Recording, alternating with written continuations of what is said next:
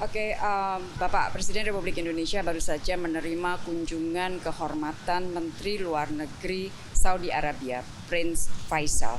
Nah, tentunya di dalam pembicaraan tadi, pertama-tama Bapak Presiden berbicara mengenai masalah kepentingan umat yang dalam hal ini adalah pelaksanaan ibadah haji. Bapak Presiden mengatakan apresiasi terhadap pelaksanaan haji tahun ini setelah karena pandemi 2 tahun tidak dilakukan pelaksanaan haji dan Indonesia mendapatkan kuota terbesar lebih dari 100.000, tepatnya adalah 100.051 orang. Dan dengan membaiknya situasi pandemi, tentunya harapan kita semua umat Islam seluruh dunia adalah di masa mendatang kuota ini akan terus ditingkatkan, dan Presiden mendoakan pelaksanaan haji tahun ini dapat berjalan lancar dan aman.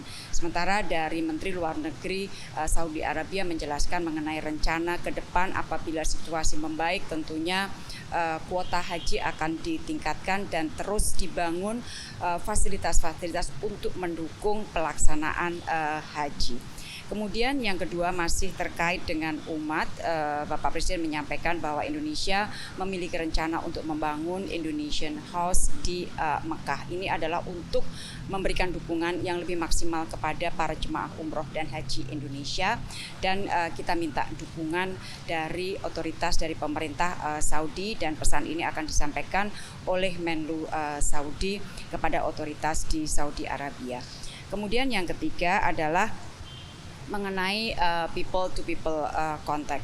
Walaupun tidak dibahas secara langsung di dalam pertemuan Bapak Presiden dengan Menteri Luar Negeri Saudi tadi pagi, tetapi saya sudah laporkan kepada Bapak Presiden bahwa pagi ini otoritas Saudi Arabia telah mencabut larangan warga Saudi untuk berkunjung ke Indonesia. Jadi larangan tersebut sudah dicabut oleh otoritas di Saudi Arabia.